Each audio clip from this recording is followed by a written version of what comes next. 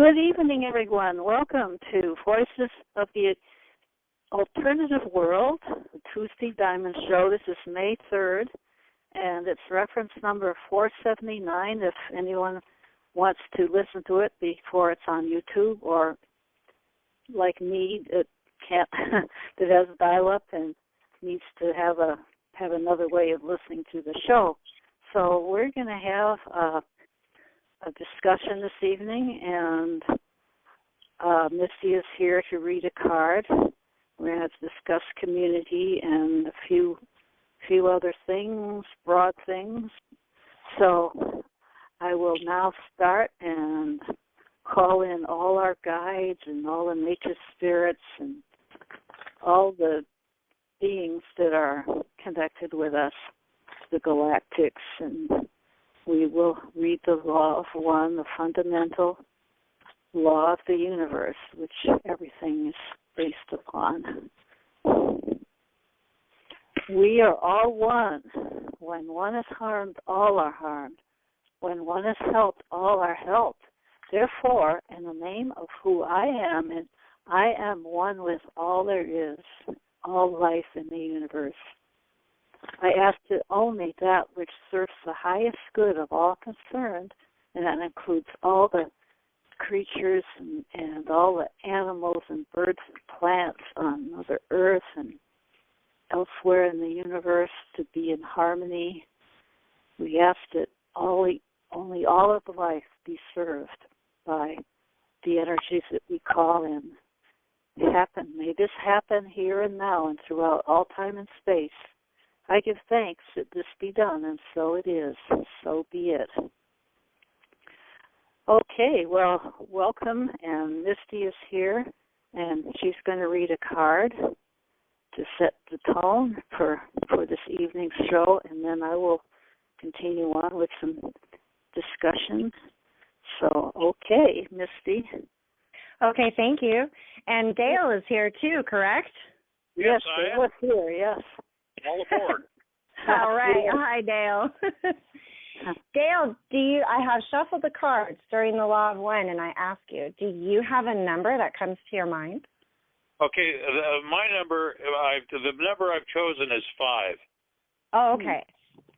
Yeah, okay. Sorcerer.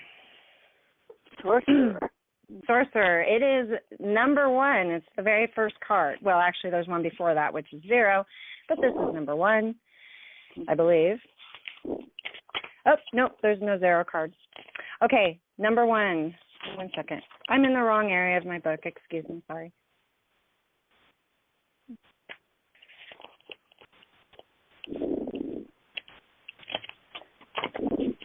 Oh, yes, I was right. There is a card before 1. It is 0. But, okay, so 1 is the sorcerer. The traditional card is the magician. Keywords are knowledge, power, and mastery. Part gerfalcon and part human, the sorcerer travels with his companion animal, a white timber wolf with golden eyes. In his shape-shifting form, he is the falcon-winged messenger of the gods and represents personal will joined together with divine will in perfect communication and harmony.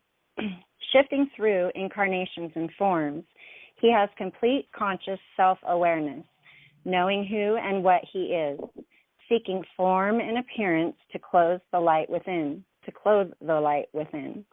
The sorcerer dresses in the red robe of life, which is trimmed in an endless Celtic weave. Even the laces of his boots echo the twining energies of the universe. He stands crowned with a band of gold with the cosmic lemonscape symbol of infinity over his third eye, symbol of eternal life, and wears a companion belt made of a living serpent devouring its tail. Eternity and renewal. In his left hand, the sorcerer holds the rod or wand up to the sky, which represents his will to serve the light, service that has neither a beginning nor end, but is continuous. He draws power from the source and directs it into tangible manifestation. In his right hand, he holds the staff of knowledge with its carved serpent's head. A large oak tree represents growth and the cycle of birth, life, and death. The weaving tree roots as the never-ending, never-beginning Celtic weave within nature itself, roots of the tree of life that serve as a link to the other worlds. Red roses, cultivation of desires, grow behind an ancient stone altar with disc and spiral markings, and vines weaving over its surface and spilling onto the ground. The tools on the altar include a golden chalice, an open book, a clear quartz crystal, and a white candle. The sorcerer stands poised next to his tools, those within nature and those resting on the table of elements. The table, altar of life, becomes both the microcosm and the macrocosm and embodies the four directions, north, east, south, and west, represented by the crystal, wand, candle, and chalice symbols for earth, air, fire, and water. The sorcerer becomes the fifth element, that of the spirit, as water filled with bright stars flows at his feet. That was the description, and it is a beautiful card for sure. Yeah. Now the prophecy. Excuse me. I need some water, but I'm going to tough it out. Oh. As the sorcerer, well, I have a bottle of water in my car that I would need to go and get, so it'll be too far of a trek. Go to the kitchen and get a glass of water. Tap water, so I avoid it when I. Yeah, I understand. I have a filter on my faucet. Okay, well, carry on. Do what you need to do. Okay, so the prophecy. As the sorcerer, you bridge the multidimensional nature of the human adventure and intentionally walk in both worlds, the magician's world of spiritual power and the tangible world of reality. With swiftness and keen sight, the falcon, you actively seek to discover the true nature of spirit. With the instinct and wisdom of the wolf, your daily life reflects your spiritual life and vice versa. As you move closer to your calling and thereby empower the sorcerer within. As the sorcerer, you become the dwelling place of deity, gaining knowledge and understanding through the elements. Using your inherent gifts and talents of communication, you find it easy to implement the correct timing in your efforts, actions, and personal patterns, merging thought and feeling into one. Renewed inspiration becomes your constant companion. How's that, Dale? Well, as Sunny and I were discussing the issue of the importance of spirituality, and the thing about having balance and a harmony between the seen and the unseen world, and having and forming clarity as to how we should act and what we should do, so that when we do act, it's in tune with the universal scheme of things, I agree completely. And I'm constantly searching for that. Because ultimately that is the only thing that we have control over, is what we do individually, and and it's a constant, and it constantly changes. That's what's really crazy about it, because you're never stuck in a hole where you have to continually, repeatedly do the same thing over and over again, and not get anywhere. When you clearly see a path that even though it may be contradictory to what you're on, don't hesitate, get on it. Because the longer you forestall that decision process, the more difficult things are for you. And Amen. And that's what I've discovered for myself. So the idea of being in a constant state of change, that is a perfect norm. Mhm. Oh, I agree 100%. I do too.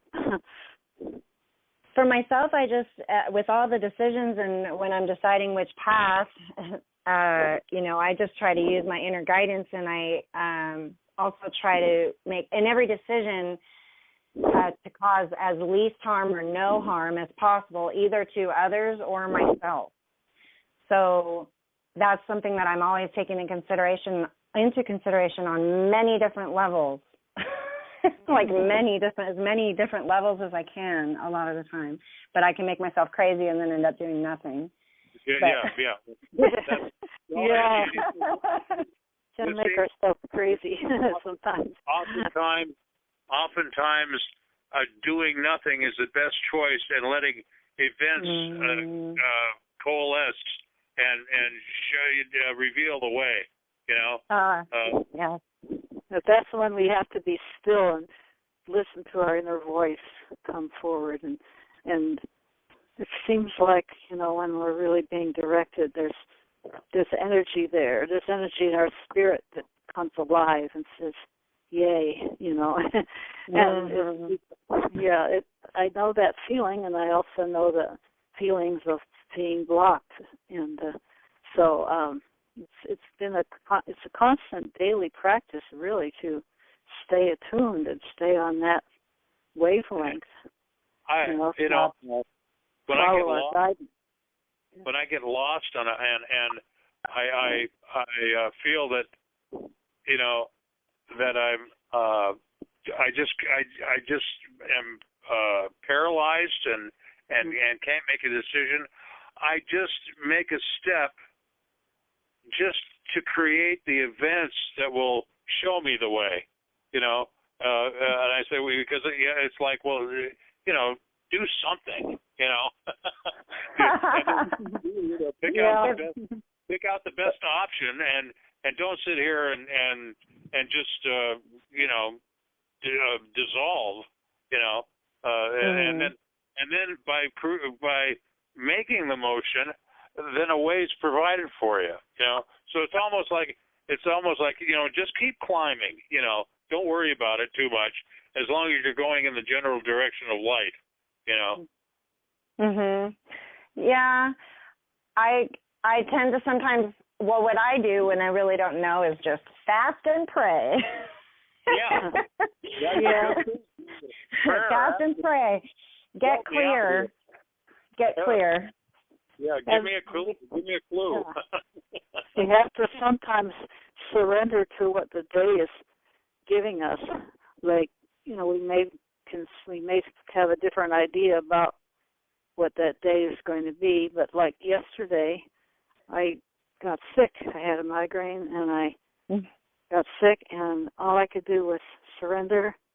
And I'm not very much into fasting right now, but I had to, and not because I weigh 83 pounds, and because of my colon problems and all. So I'm feeling generally like I should be eating as much as my body can handle. But that was healthy good things that your body can handle. Oh yes, definitely. Lots of water and definitely healthy, not just piling in junk food. Certainly. Yes, but yes, you need to eat. not what I'm suggesting. Not just stuffing down everything you can see. My body would very much rebel against that. I'm sure. But anyway, that was a surrender kind of day, and then I found out that there were some strong solar flares going on yesterday, and solar wind, and Candy posted on Facebook that her electronics were breaking down, not breaking down completely, but she was having problems with her electronics and Facebook, and it was due to a satellite being partially disabled from the solar flares. So I've noticed that when something strong like that happens, like a strong earthquake or something, or something like that, then my body responds. And I thought yesterday, I was thinking, what's going on here? Why something intense is going on, and I found out later about that. So whatever. I know it's a combination of things, but yesterday felt awful. It felt icky. I had a migraine a couple of days ago myself, and I'll tell you, whenever I notice, like maybe I get a migraine or I have a certain symptom, I'll go to one of my Facebook groups, and I can't remember what it's called now, but it's something about Ascending Earth Sensitive. I think that's what it is. And I can go there and say my issue is I just had a migraine, or I've got a terrible headache that's not quite a migraine. I'll go on there and I'll see a bunch of people reporting, I have a headache today. Anybody else? Oh yeah, me too. Oh my gosh, I just got the worst migraine. I mean, yeah, that's true. Other people have the same thing. I'm like, my friend Trudy had a migraine yesterday too. So, and I mean, things just kind of happen that way. Once I got, usually when I get a migraine, I get a cold sore along with it. So, or right after or before. So, but I remember this one time we experienced really, just a huge shift, and it was about a couple of years ago, and it was pretty dramatic from what I saw and experienced. But one of the things that I saw was I was walking around and almost everybody had cold sores. Like if they ever got a cold sore, they broke out right after that, whatever that was that happened. Different. Well, there's a group, Ascension Symptoms, that I'm a part of on Facebook, and people often report things like that. They say, what's going on? I had a migraine today. I felt dizzy. I felt like I was going to pass out, or what's going on, and people will respond, what they experienced. And sometimes it's things like backaches, neck pain. When I can always tell you, while I'm walking around town and people are holding their necks, and I'm like, I felt that a couple days ago too. That you got the sun and that gamma ray activity. Coupled with that is our atmosphere is overloaded with electrical and radar and microwave and all these electromagnetic fields that are being created. And some people, they're rare cases, but they are those electrical interference is actually toxic, and it makes them sick. Definitely. Oh yes. So that has to pollution. Yeah, exactly. And we haven't even begun to get a firm understanding of how this all affects us. So that's one thing that's going to be revealed as time gets on, and we can take these measurements. It takes instruments that haven't been invented yet to even measure them. Oh, there's something called the Lily wave. Have you researched the Lily wave? And EMF frequencies. Oh, it's interesting. I don't know it well enough to recite it well, but if you look up the Lily wave, it was something that was discovered a long time ago, and I think that if I recall correctly, it comes through the television, it comes through walls. But the thing about it is this: there's a lot of research, and I would believe this to be true, that once you know that something is harmful, say EMF frequencies or once you know that they're harmful, the body goes to work and it starts protecting you from that just once you became aware. So it's kind of the same, with like chemtrails and things like that, I think. And because I know how amazing the human body is, it was made to live forever and ever and do all kinds of healing, and it could heal. I think that the human body can heal itself of anything, given the right circumstances. Well, that being able to adapt and change to its surroundings is that's an example.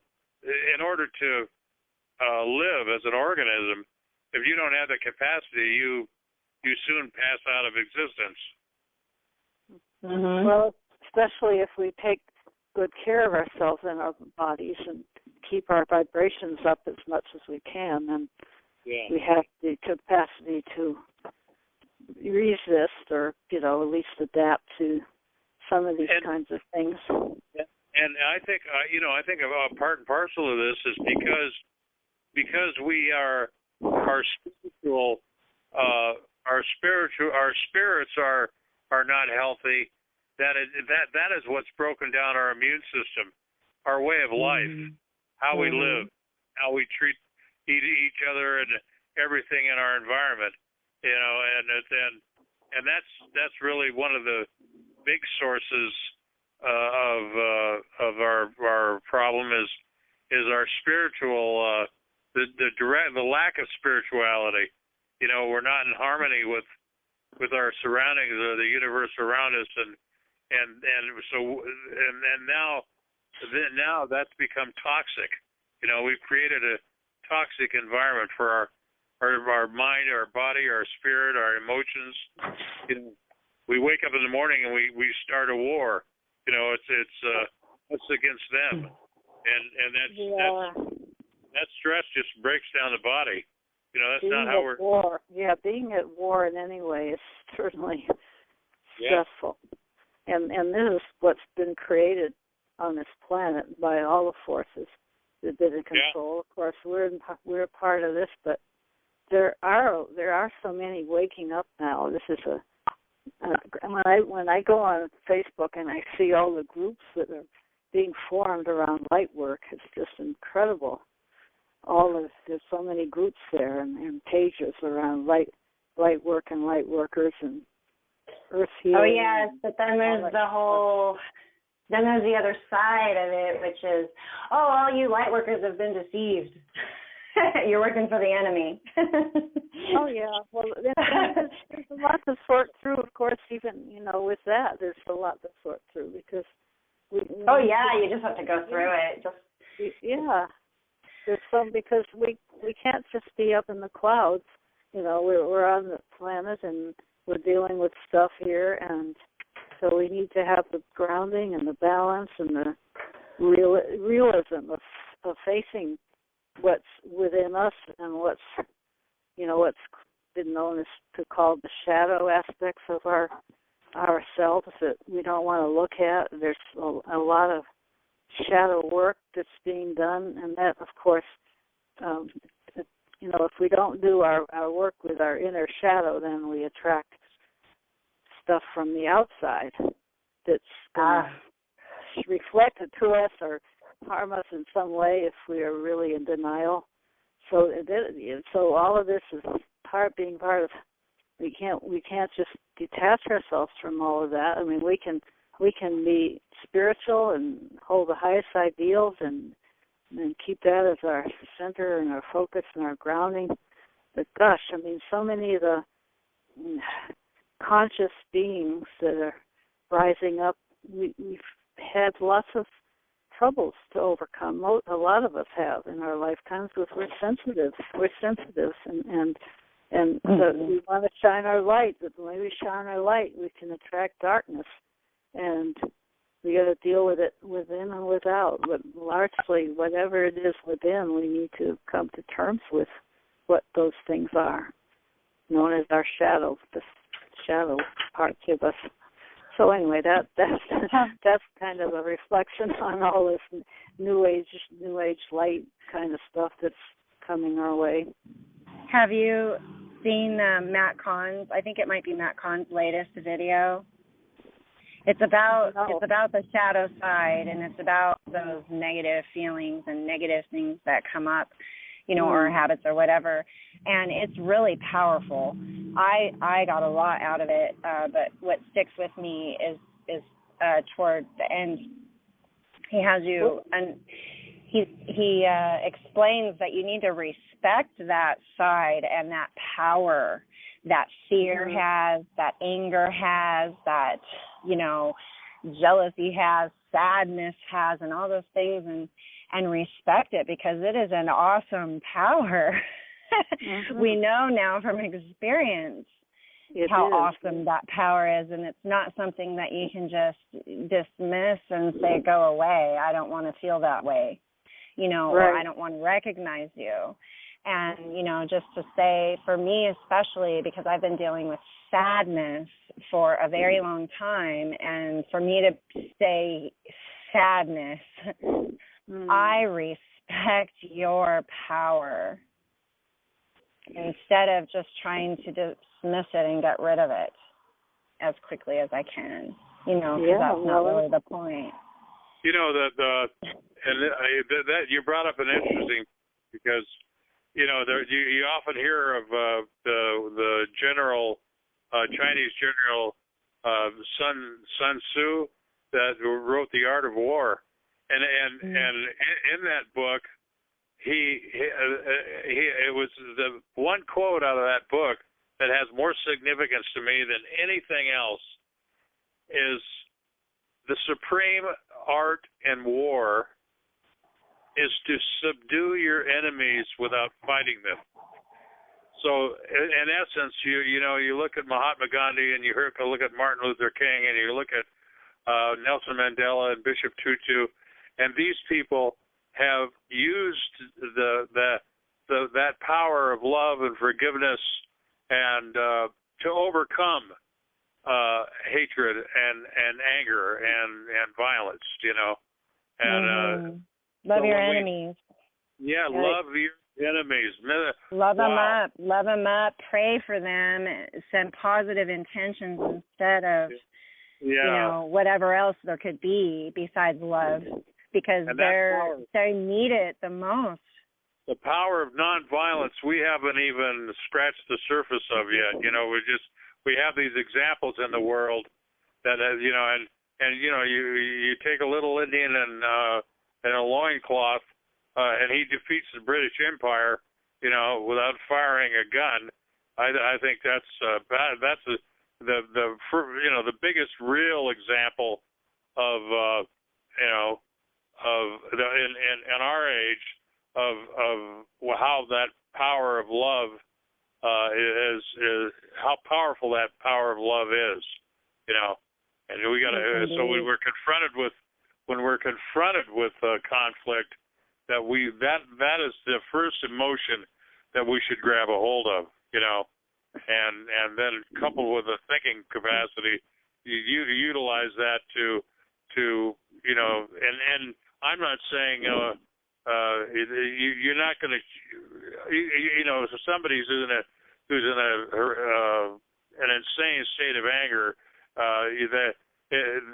thinking about love can have an effect, not maybe necessarily confronting it, like walking in front of a Mack truck, but just having the right thoughts about it is what's going to make a change, And then when all the emotion goes away, and you can have an exchange with the person or the individual or the group that is less volatile, because when emotions rage, there's all kinds of unintended consequences that take place, and I think when they're acted out, especially they shouldn't be acted out, but we shouldn't consciously emotional intelligence. This is the factor that we're in the driver's seat as within ourselves, and it's up to us to take responsibility and control our emotions. And learning the mechanisms to do that are really critical. And to have a successful strategy, you've got to have emotional intelligence. Well, it doesn't mean we suppress or squash. If we feel something, it's important that we allow ourselves to feel it. But we just like water running down a river. There may be some murky water there, but you let it go, you let it flow, and then you feel it, but you don't act it out towards the people. You kind of recognize it's been triggered by somebody or something, and let that energy move, but then comes back to your center and give out the balanced response, the love response, or however, whatever is appropriate at the time. I mean, of course, it's easier said than done for a lot of people. But it's just, yeah. If we act out with extreme emotion, then only negativity can come back because it brings negativity back. Yeah. One thing that I came across was that after the Second World War, everybody was trying to come up with a rationale for the behavior of the German people who were intelligent, and they were predominantly Catholic and so on and so forth. And this one philosopher was tasked with it, and as she studied that whole event that took place in Germany, she came to the conclusion that what evil really is in her human terms, is losing the inability to think.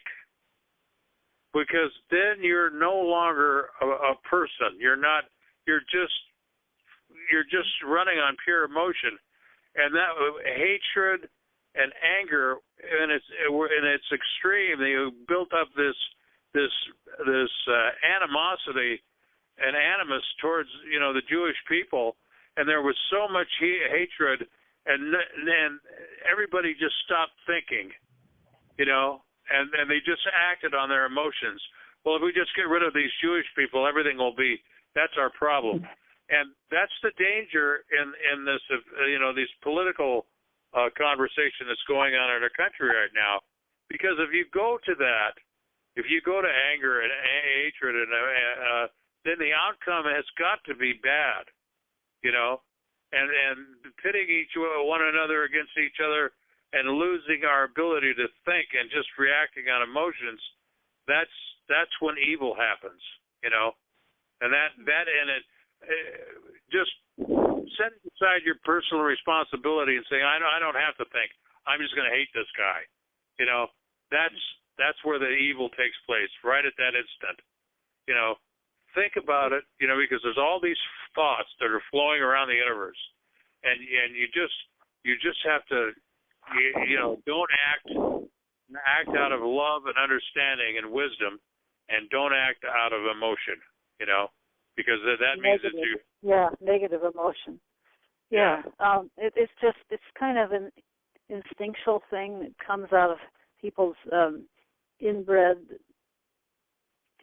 hostilities, hatreds, biases, racism, or just what's in their deep part of their psyche that they just latch onto. Like if say this one that people are putting up a lot these days, that say these against women and things like that, misogynist comments and all. It's just, it causes real reactions. It's like, absolutely. And on the OWASP, you go back to the frame of reference, and it says, the Creator commandeth change from a carnivorous man of contention to a herbivorous man of peace, and put the beast down.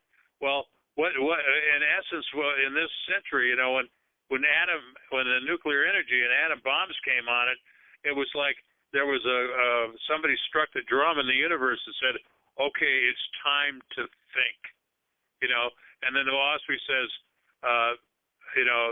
this is a time for meditation, which is basically the same time.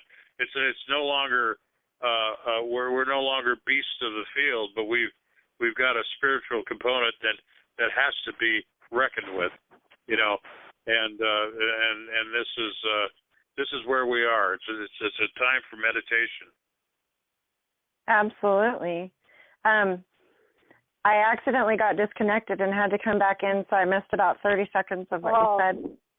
But I wanted to say something, if it's okay to interject. Yeah, absolutely. Okay. Okay. So I remember reading, let's see, I think I read this. I was reading, it was regarding the jinn and a conversation with a jinn.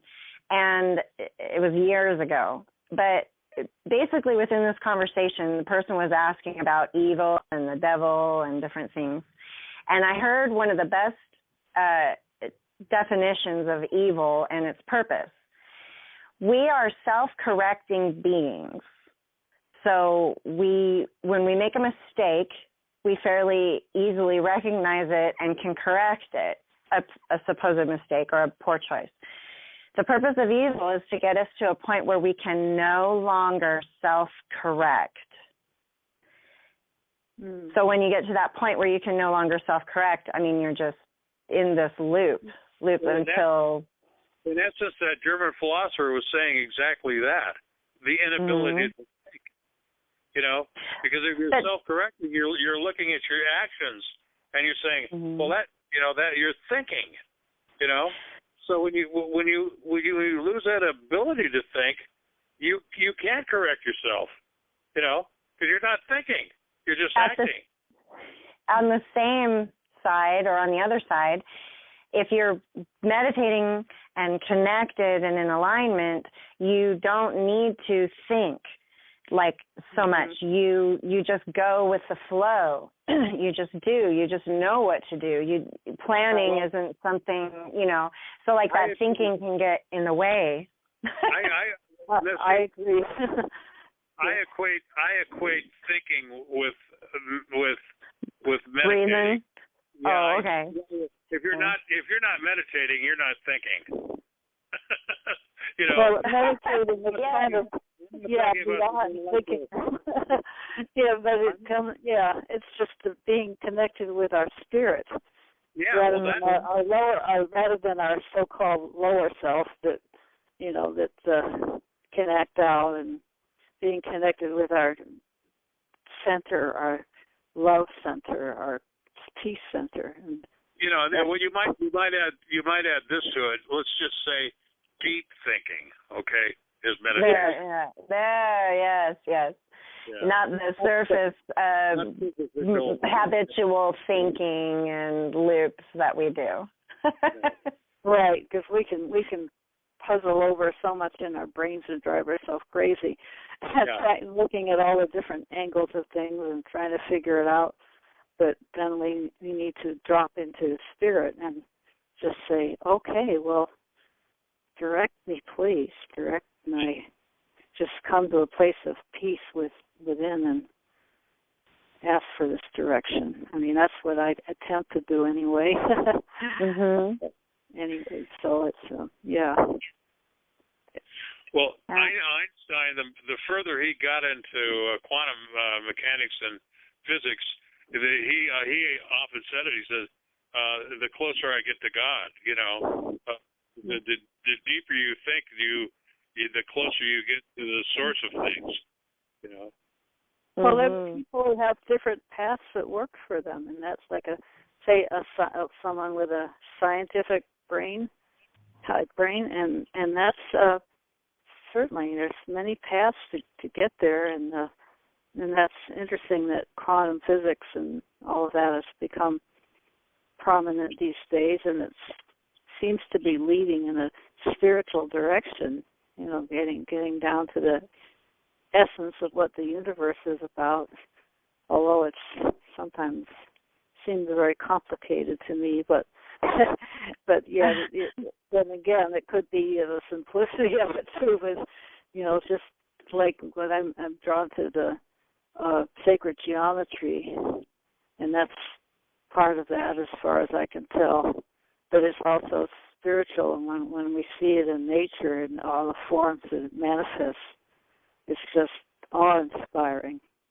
And Belden, who's going to be on the show again, is he's an expert at geometric things, things like Bucky Fuller taught, and all that. So he's an expert on all those things from a real mathematical point of view.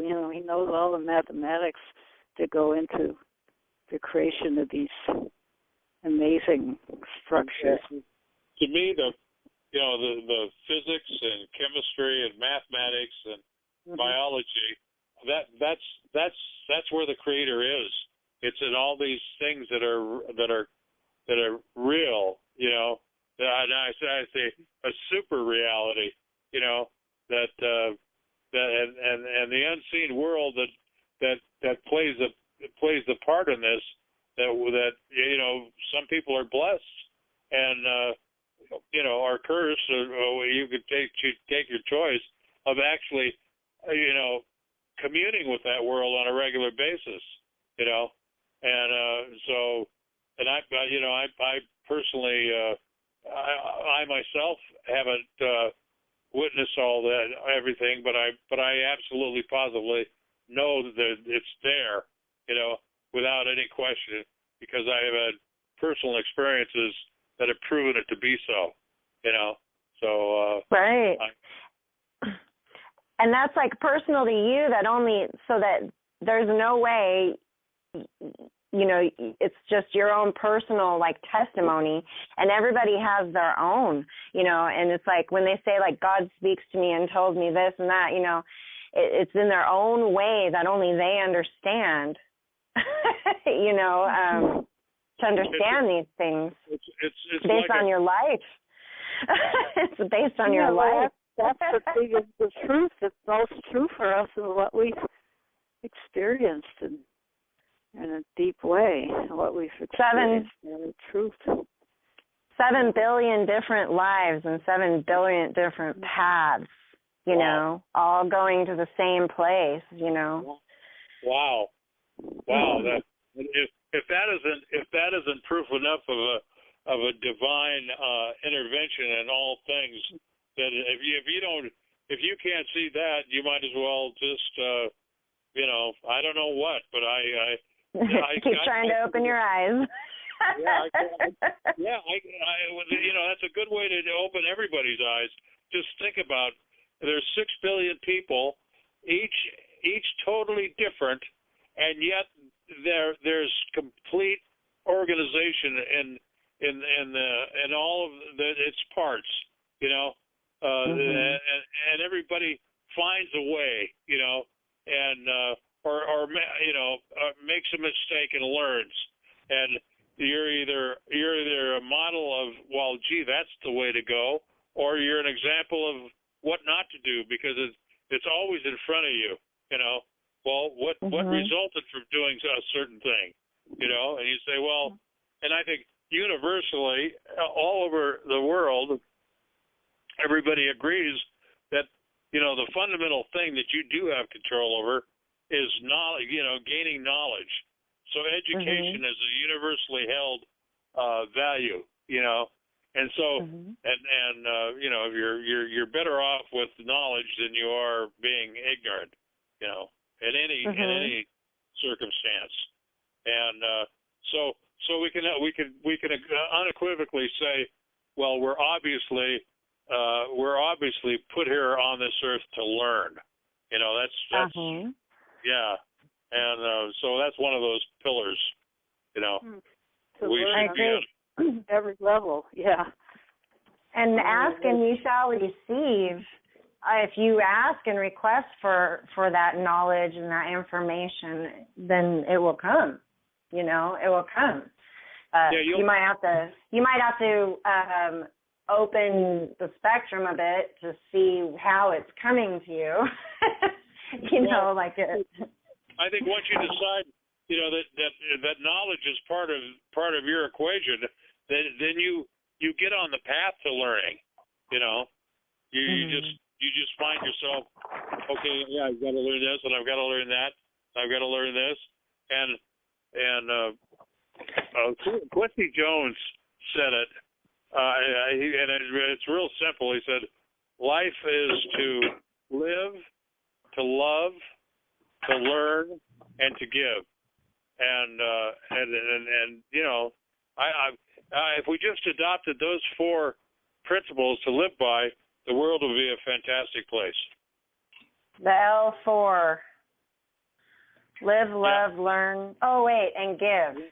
To live, to love, to learn, and to give. You know? Yes, absolutely. Yeah. Yeah. That's Quincy Jones. you know. Sounds good. Well, before we sign off, there's something that I wanted to share, and related to our basic, the themes of this show. And there's a couple of people that live in my area, which I've been trying to get a hold of, and I now have their phone number, so I may call them. They do something called Peak Moment TV, and they've been doing this for, it's been over 10 years. And I'm not able to watch these things online because I have dial-up, but I was able to get some DVDs of their work from our local library, and they cover so many of the topics that we discuss here. They interview people from intentional communities and sustainability, gardening, and they talk about peak oil. I get a little bored with that topic if it's overdone, but they do cover a lot of sustainability topics. And the website is peakmoment.tv with no www, and there's all kinds of archives on there of the shows that they've done. And they actually are friends with Chris and Lynn of Sharing Gardens, and they told me that they did a show with them, which were not on any of the DVDs in our library here. I looked through all of them. I didn't see that show, but that is available online, the show they did with Sharing Gardens. So I just wanted to give a little plug for that, and they did I watched one of their episodes last night that had to do with the mechanics of the practical aspects of intentional community, and the interviewee was the editor of Communities Magazine, Diana Leaf Christian, and this is what it says on the back of the program here. She concisely spells out what the successful 10% of intentional communities do: common vision and purpose, fair participatory decision-making, clear agreements in writing, good balance of right and left brain knowledge, methods of staying accountable to agreements, criteria for new members, good communication, and processing skills. And that is basically, she was just discussing what makes a community work as opposed to the ones that fall apart where people don't have these skills. And I know it takes a while to learn to do all these things right, but it's then she defined the different types of communal structures like the eco village, and co-housing, and the commune, and the ones that are centered around the spiritual practice, and ashram, and all these things. She went into describing all these things. So I guess I'm just wanting to say that this is a good resource. And they also did a show on our eco village, which is on the same. Yeah, well, this has to do with really the Misty coming up with her reading. Is that it's got to be balanced, and it's got to be clarity. If it's vague and ambiguous and confusing, then it's going to fall apart, because those issues that are at the foundation of things really have to be worked out and clarified, and down to the details. And that's, I think, for the next 50 years of the foreseeable future. Where we go, Sonny, we come into these themes that keep reoccurring. The conclusions that people have come to on what has to be in order for these communities to be successful. And the same things keep coming up, which you mentioned, and all these issues of relationships and defining what takes place in any specific circumstance, and this is really the nuts and bolts of creating and building a new world. This is ironing all this stuff out, and it's a process and it's a process because it's unlike what's taken place before, where we've gotten armies together and we say I've got this idea and this is what I want to force upon those other guys over there, and then so it's all built on. They haven't sat down and ironed out the issues beforehand, and that created the conflict and trouble is in the world. So and now those mistakes have been done in the past, and we've got a better sense of who we are. We're not going to make the same mistakes going forward because we're not going to resort to violence. That's not an option. Violence, in any way, like shouting at each other and egos, just wanting control.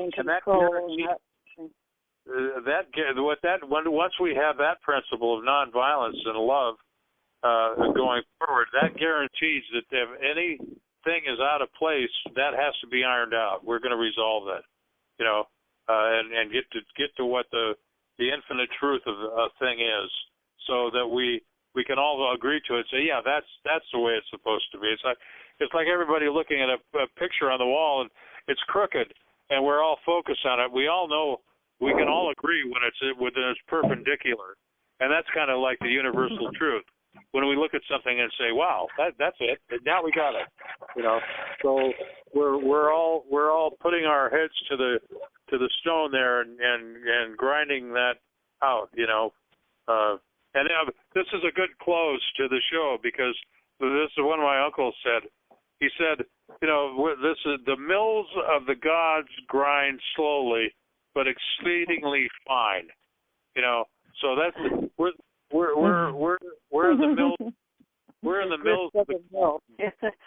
So we're not gonna. We're just gonna keep searching and keep shifting and keep building, and little by little, this thing is gonna come together.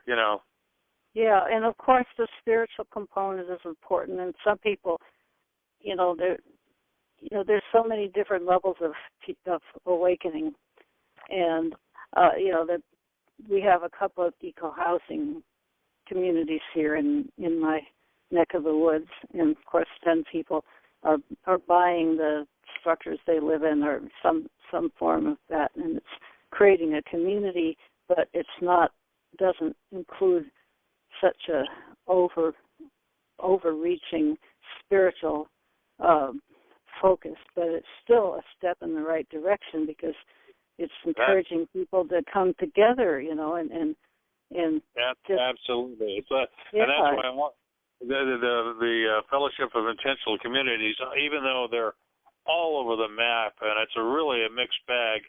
Intuitively, they are making the first step, and they will find their way. And that's the beauty of it.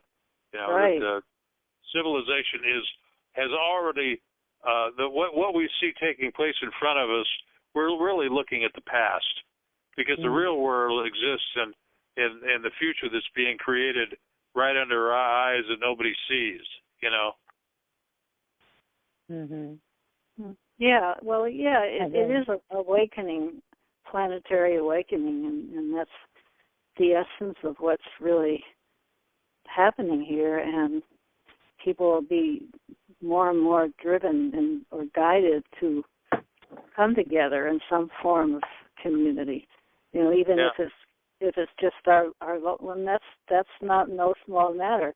In our local environments here, just being together and communicating and sharing and having events that bring people together, as community, and like our radio station and all that. We have a real reference point because we experienced, I was in a Joshua tree in a commune in the 60s, and even though at its heart, it was basically devolved into a drug culture. What was good about the 60s is still good today.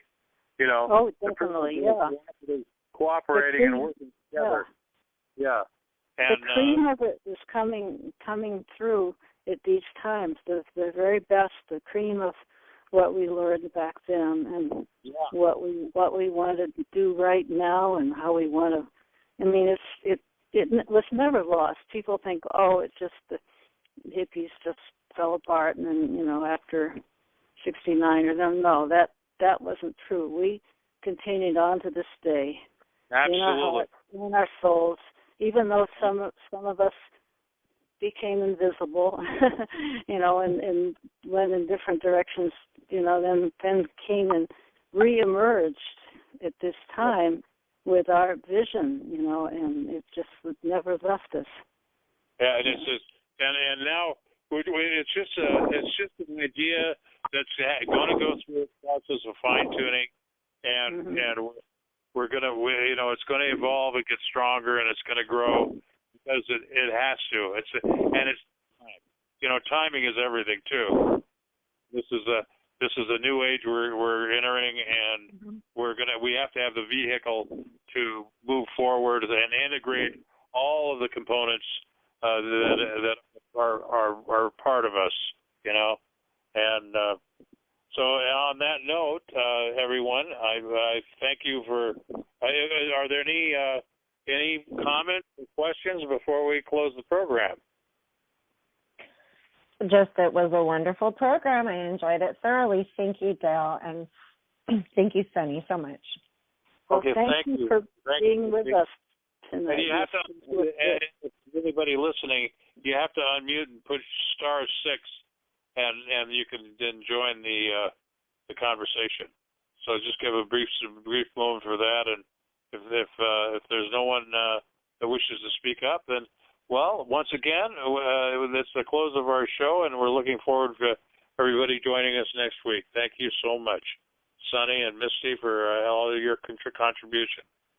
Well, thank you, Dale. I think it was a good triad we had tonight. Yeah, it was. Definitely. A lot of times it's been like that. It's been like three of us.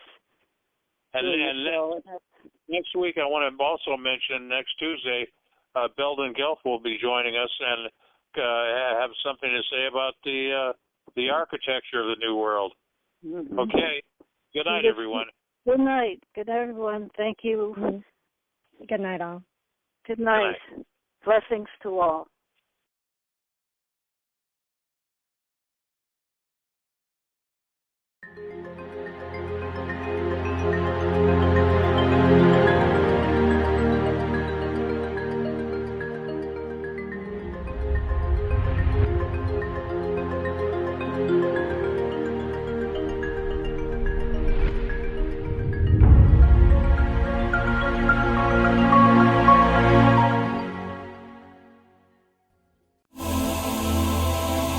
Are you looking for healing or a change in your life to help you enjoy it more fully?